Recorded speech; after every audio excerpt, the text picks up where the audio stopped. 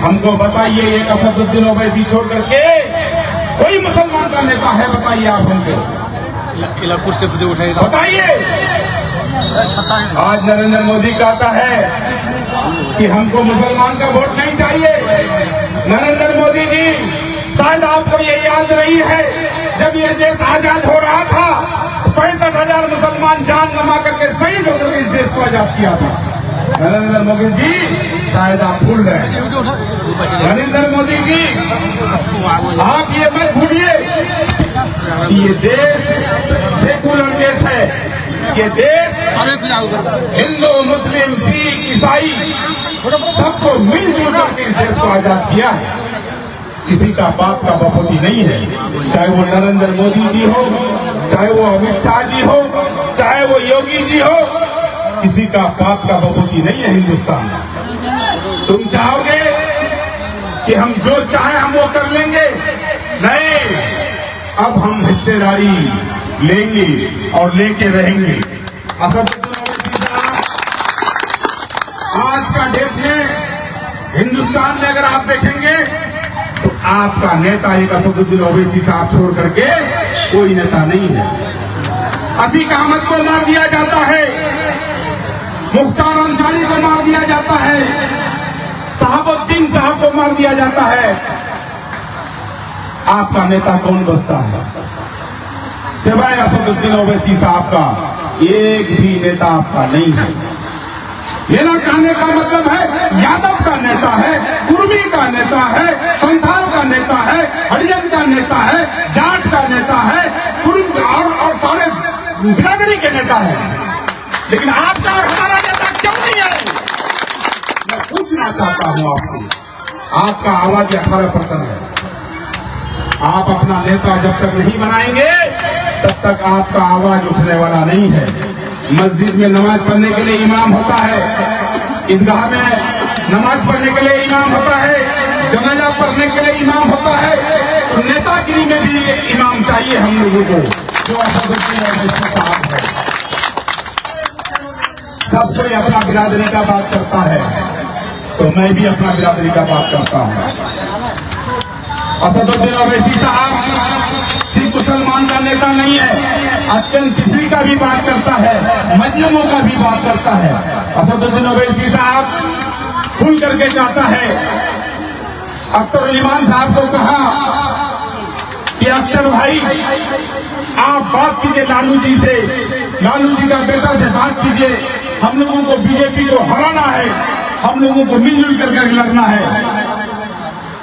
जब हम लोग लिख करके लालू जी का बेटा को देते हैं कि हम लोगों को गठबंधन में शरीक कर लीजिए, लालू का बेटा हम लोगों से गठबंधन नहीं करना चाहता है।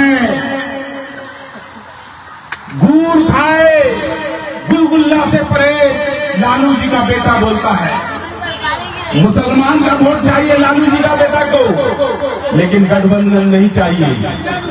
कहां पर है हम लोग? हमारा समाज का गिनती कहां है? अपने सीने में हाथ दे करके पूछिए। सिर्फ तौसीफ आलम का बात नहीं है यहाँ आपका लीडरशिप का बात है। आप कब तक दड़ी बिछाओगे, कब तक कुर्सी उठाओगे, कब तक पिछलगू बन के रहोगे? ओवैसी साहब का यही कहना है कि अब हम लोग मालिक बनो, अपना फैसला हम खुद करेंगे कि क्या करना है।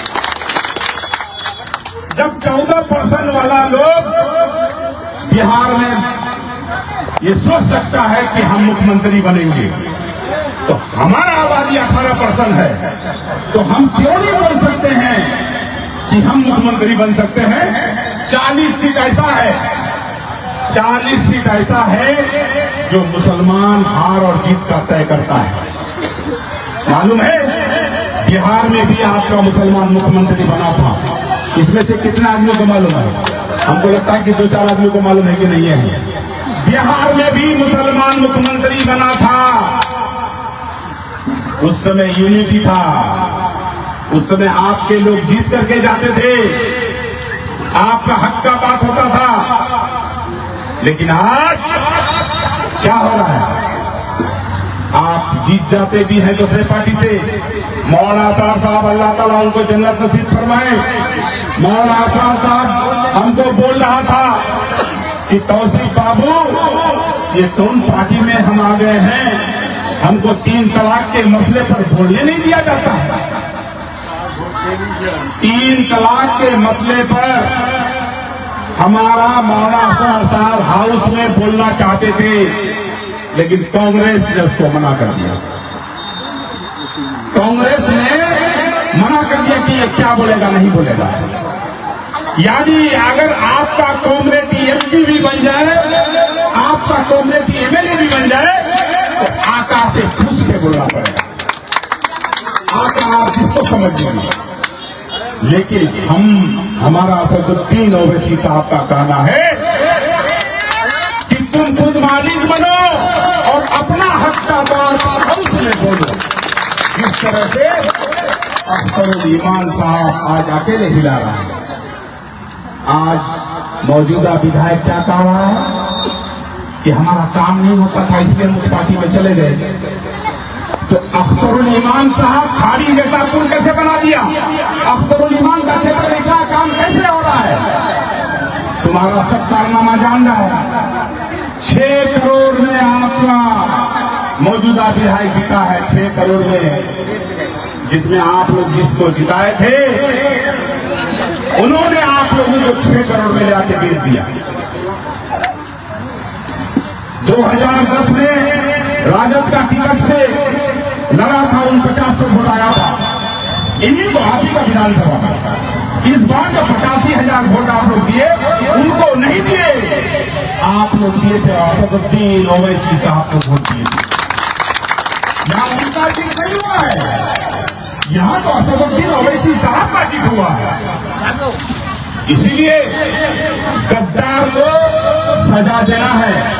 जिस तरह से आप लोगों को ठगने का काम किया, जिस तरह से आप लोगों से गद्दारी करके दूसरे पार्टी में बिकने का काम किया 6 करोड़ में, उसी अंदाज में आपको जवाब देना पड़ेगा। रहा सवाल मेरा, जब हम एमएलए थे तो आप मेरा देखते ही थे, कहीं कोई घटना हो जाए बगैर पोस्टमार्टम का हम दफना देते थे, एक भी पोस्टमार्टम होने के लिए नहीं देते थे।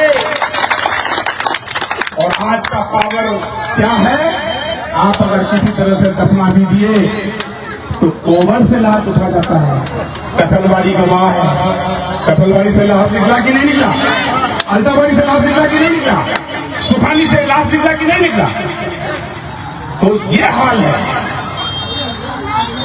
आप हमको 15 साल के 3 टर्म, आज जो लोहागड़ा से जो हम जानी जाते हैं जो रोड, वो रोड हमने किया है। बड़ा अल्ताबाड़ी से जो भगवानबाड़ी जाते हैं, ये रोड हमने किया है। तरनिया से दसियात्री जाते हैं, ये रोड हमने किया है। तरनिया से जो रोड डाला जाता है, ये रोड हमने किया है। और आगे में जो अल्ताबाड़ी कब्रिस्तान से जो जाता है, ये रोड हमने किया है। आप क्या किए, आप हिसाब बताइए। हमने तो 73 कब्रिस्तान घेराबंदी किया, हमने तो 84 मदरसा को भवन दिया, हमने तो घर घर बिजली दिया। जब हम पहली बार जीते थे तो इस गांव में बिजली था तो उस गांव में बिजली नहीं था, उस गांव में बिजली था तो उस गांव में बिजली नहीं था। हम घर घर बिजली दिए। हम पावर हाउस बनाए अल्ताबाड़ी में, हम पावर हाउस बनाए फदरगट्टी में, हम पावर हाउस बनाए बलुआजा के चढ़ागाछ में, हम पावर हाउस 2 बहादुरगंज में बनाए। ये क्या छुपने वाली चीज है? आप क्या बनाए, आप हिसाब कीजिए। आप यही किए कि 85,000 वोट